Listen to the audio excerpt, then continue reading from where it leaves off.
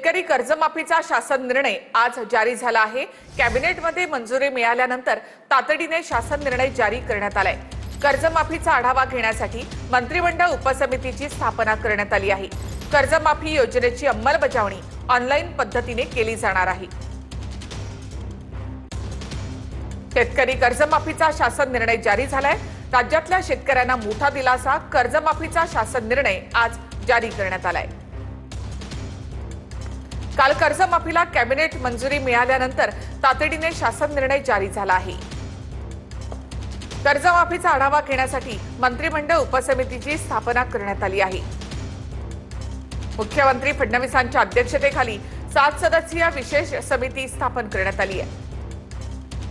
कर्जमाफी योजनेची अंमलबजावणी ऑनलाईन पद्धतीने केली जाणार आहे।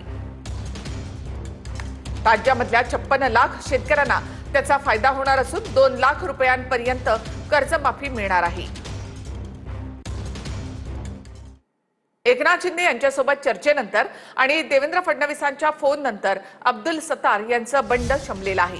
सत्तार संभाजीनगर विधान परिषदेला मुलाचा अर्ज आता मागे घेणार आहेत। दरम्यान अब्दुल सत्तारांना युती धर्म पाळण्यास सांगितल्याचं एकनाथ शिंदेंनी म्हटलंय।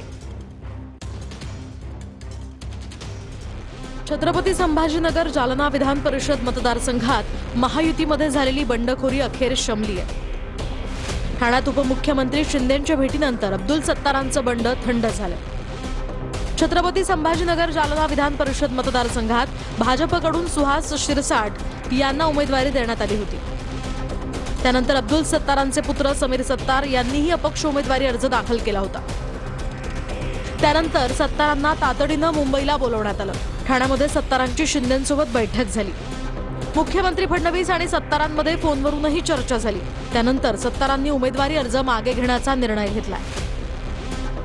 मुख्यमंत्री महोदयांचा फोनवर माझा त्यांचा बोलणं झाला। त्यांनी सांगितलं फॉर्म विड्रॉल करा, फॉर्म भरू नका। त्या पद्धतीने आमच्या नेत्याने आम्हाला आदेश दिला। आता उद्या मी कार्यकर्त्याला सर्वांना बोलून घेईल आणि फॉर्म परत घ्यायला लावल। अब्दुल सत्तार यांना सांगितलेलं आहे महायुतीचा प्रथा आणि महायुतीचे नियम आपण पाळायचे। महायुतीचा 17 जागा आहेत। 17 जागांमध्ये अनेक ठिकाणी 17 जागांमधून 4 तारीख आहे ना बाबा। 4 तारखेपर्यंत सगळं होणार आहे। भाजपला स्लो पॉइझन म्हणणाऱ्या अब्दुल सत्तारांवर भाजप नेत्यांनी मात्र टीकेचा भडीमार केलाय। अब्दुल सत्तार साहेबांचा स्वभाव आहे, ते नेहमीप्रमाणे असं करत असतात।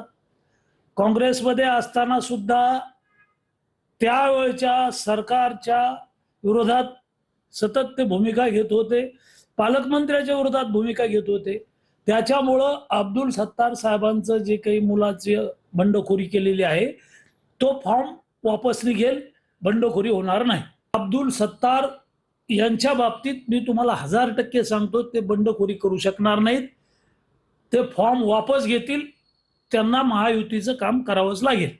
त्यांनी काय बोलायचं होतं त्यांचा प्रश्न आहे, मी काय बोलायचं होतो माझा प्रश्न आहे। मला जी आम्हाला अडचण निर्माण होऊ लागली, आम्हाला सत्य आणताना आम्ही सर्वांनी मिळून आणली। आता सत्ता आल्यानंतर एकच पक्ष कुठेतरी आपला पक्ष वाढवून दुसरा पक्ष संपत असेल तर याला कोणाला विचारायची गरज नाही। त्यांना मला स्पष्ट बोलायचं आहे की मी माझ्या नेत्याला हे सर्व माहिती तंतोतंत दिली।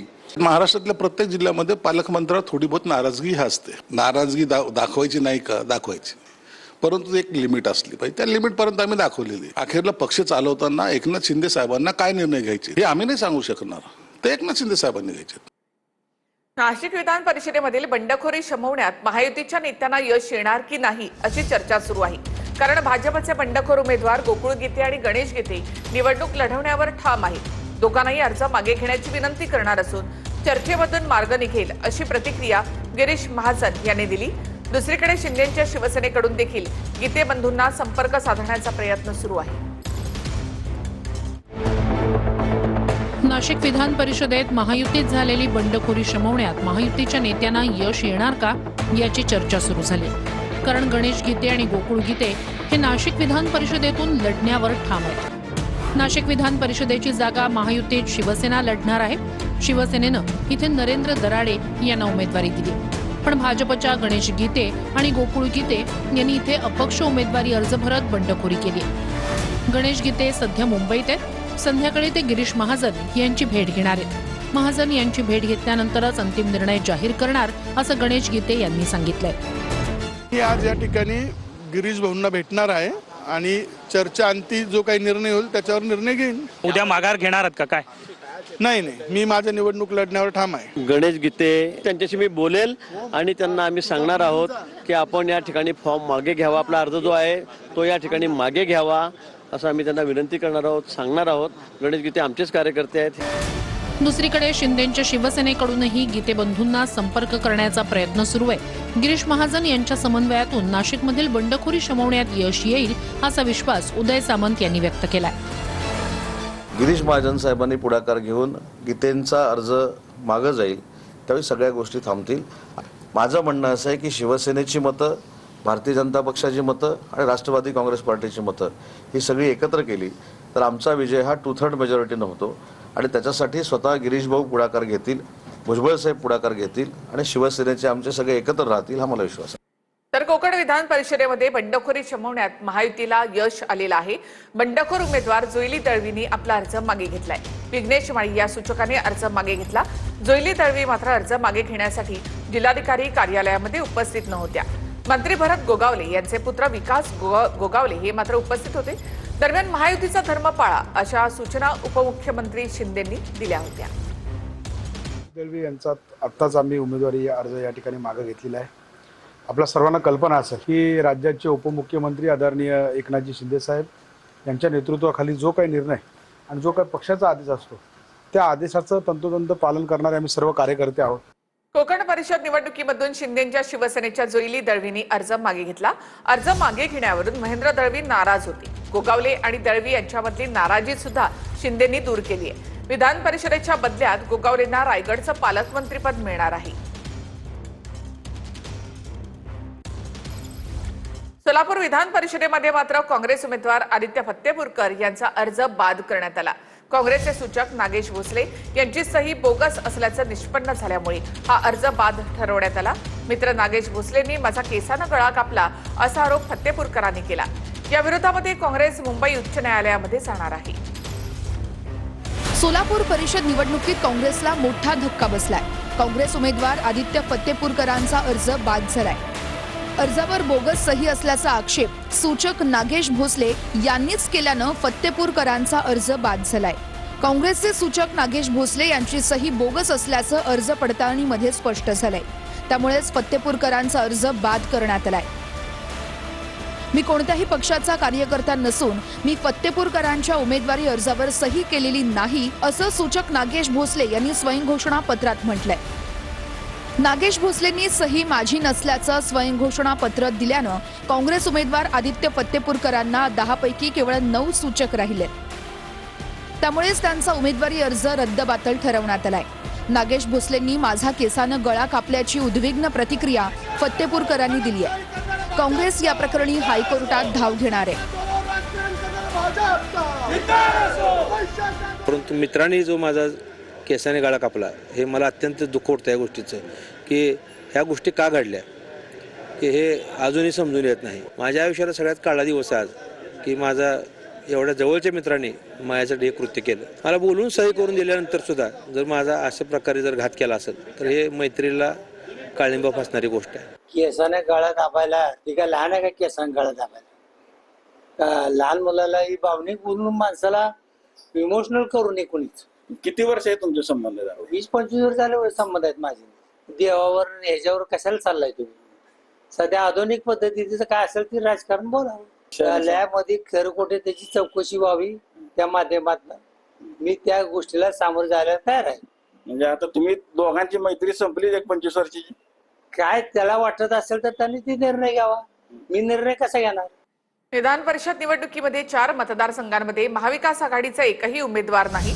नाशिक, अहिल्यानगर, सोलापूर, यवतमाळमध्ये महाविकास आघाडीकडून उमेदवार देण्यात आला नाही. नाशिकमध्ये ठाकरे सेनेकडनं एबी फॉर्म देऊन सुद्धा उमेदवारी अर्ज दाखल केला गेला नाही. अहिल्यानगरमध्ये राणी लंके अर्ज दाखल करणार अशी चर्चा होती, मात्र ऐनवेळी अर्ज भरला नाही. सोलापूरमध्ये काँग्रेसच्या आदित्य फत्तेपूरकर यांचा अर्ज छाननीमध्ये बाद झाला. बनावट सही असल्याचा आक्षेप घेण्यात आला होता. यवतमाळमध्ये काँग्रेसच्या साहेबराव कांबळे यांनी माघार घेतली. मतांची जुळवाजुळव न झाल्यामुळे त्यांनी माघार घेतली. तर पश्चिम बंगालमध्ये ममता बॅनर्जींना मोठा धक्का बसलेला आहे. तृणमूल काँग्रेस पक्षाचे 80 पैकी 60 आमदार फुटलेत.